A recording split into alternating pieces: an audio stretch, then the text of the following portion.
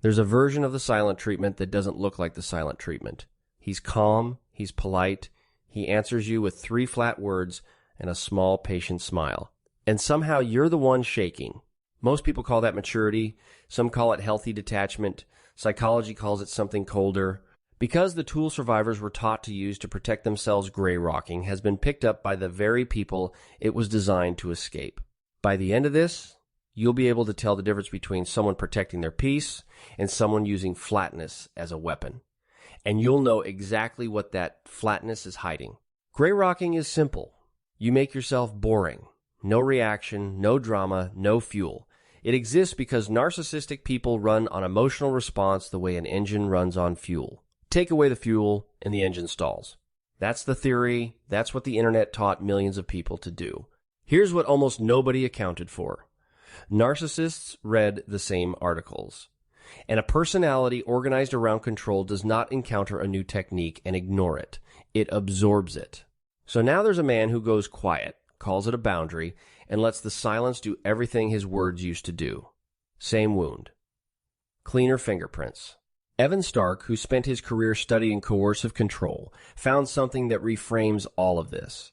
The most effective control rarely looks like aggression. It looks like withdrawal. We're going to go through 7 ways this gets weaponized. Let's start with the one that fools almost everyone. Number 1. The flatness isn't absence, it's a performance. Real gray rocking is exhausting to do. It costs the person something every minute they hold it. Weaponized flatness costs nothing because it isn't restraint. It's theater. Here's the tell. Watch where the flatness goes. Genuine self-protection is consistent, the same dull, low tone with everyone caught in that conflict. Weaponized flatness is targeted. It switches off the second his phone rings and it's somebody else. Warm laugh, full sentences, whole personality, perfectly intact. Then he hangs up, turns back to you, and the rock returns. Behavioral psychologists call this situational specificity. A behavior that appears only in the presence of one particular person isn't a symptom. It's a choice. So if you've ever felt like you were losing your mind because the man who couldn't manage 3 words for you just spent 20 minutes charming a stranger, you weren't imagining it. You were watching a switch get flipped. But the flatness itself is just the surface. What it does to your body, that's where this gets serious. Number 2, silence isn't neutral. It's physiological. Your body does not process being ignored as nothing happening. It processes it as danger. Kipling Williams at Purdue University spent decades studying ostracism, the experience of being shut out. What he found was startling. The brain registers social exclusion in the anterior cingulate cortex, the same region that processes physical pain. Not similar to pain, the same machinery, and 2 minutes of being ignored measurably drop people's sense of belonging, control, self-esteem, and meaning, the 4 needs Williams identified as load-bearing for a human being. 2 minutes. Now imagine 4 days. So when someone tells you that going quiet is the peaceful option, understand what's actually being delivered. He hasn't stopped communicating with you. He's chosen the one channel that hurts without leaving a mark, and he can keep his hands in his pockets the entire time. Now here's where it gets more complicated, because this is the part even the people living it can't quite explain. Number 3. Sometimes he genuinely believes he's the one protecting himself. This is what makes it so hard to fight. You want him to be lying. Often he isn't, not consciously. Narcissistic personalities run on what psychoanalysts call splitting. A mind that can't hold good and bad in the same frame at the same time. When shame arrives, and for these men it arrives constantly, because a fragile self-image cannot survive being wrong, the mind performs an emergency reversal. He did the harm. The shame is unbearable, so the story rewrites itself in real time.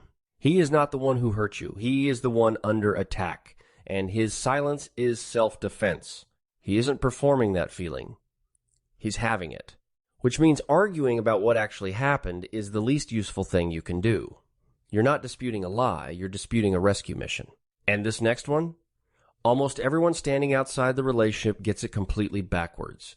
Number 4, his calm is the evidence, and your panic is evidence too. Picture the scene from the outside. One person is composed, quiet, reasonable.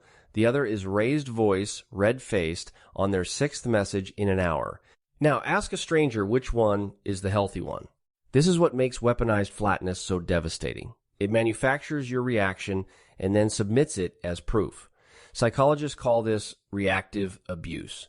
The abuse produces the reaction, and the reaction becomes the entire case against you. He doesn't have to make an argument. He just has to stay still while you come apart and let the room draw the obvious conclusion. So if you've ever caught yourself thinking, I sound insane and he sounds so reasonable, that is not a discovery about your character. That's the design working exactly as intended. If you're the kind of person who wants to understand what's happening underneath behavior, not just be told who the bad guy is and you're still here, that tells me something about you. It would mean a lot if you hit subscribe. We put out videos like this every week, real psychology, explained in a way that actually makes sense for real people. Number 5, the real target isn't your feelings, it's your instruments. Here's the part almost nobody talks about. When the silence finally breaks, it doesn't break into a fight. It breaks into a question. Why do you always make everything so difficult? And in that moment, something quietly catastrophic happens. You stop asking what he did. You start asking what's wrong with you. Robin Stern, who studies the gaslight effect at Yale, describes the endpoint precisely. Eventually, the victim no longer needs the other person to distort reality because she has learned to do it herself. The doubt goes internal. It becomes maintenance-free. That's the actual goal. Not winning the argument.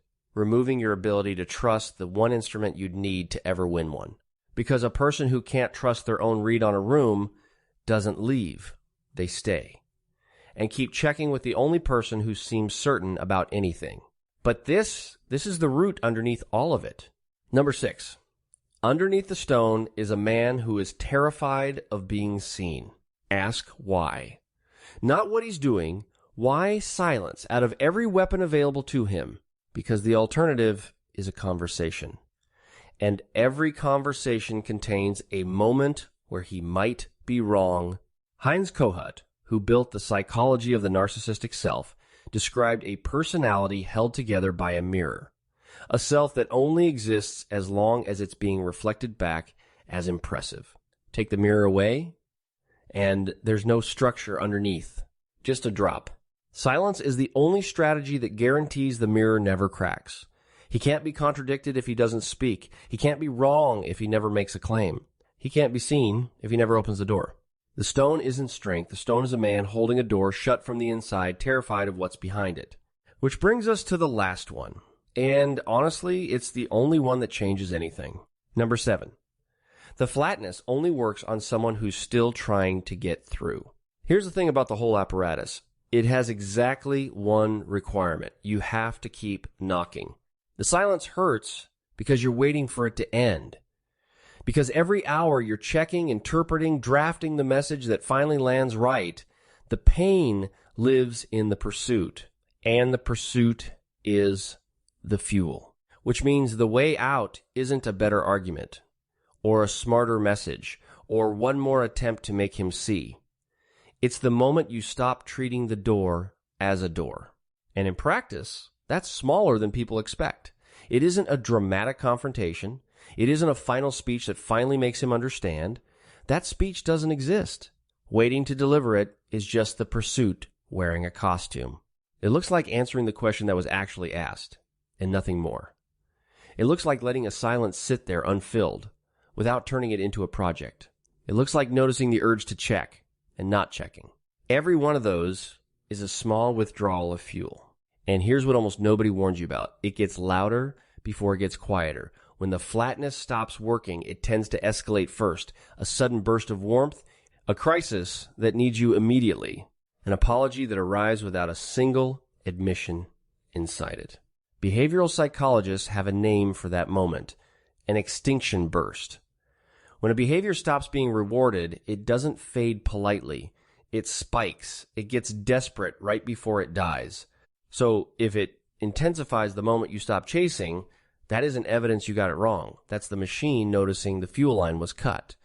Judith Herman, in her work on trauma and recovery, found that healing does not begin with the perpetrator's acknowledgement. It never did. It begins the moment the survivor stops requiring it. You don't win this by getting him to speak. You win it by no longer needing him to. So the next time you see a man who stays calm while you fall apart, you know what you're actually looking at. You're not looking at maturity. You're looking at someone who found a tool built by survivors and turned it around because a weapon that leaves no bruise is the only kind he can carry in public. Someone whose composure isn't peace. It's a door held shut. And the thing he's counting on the whole machine, the entire design, is that you'll keep believing the loudest person in the room must be the problem.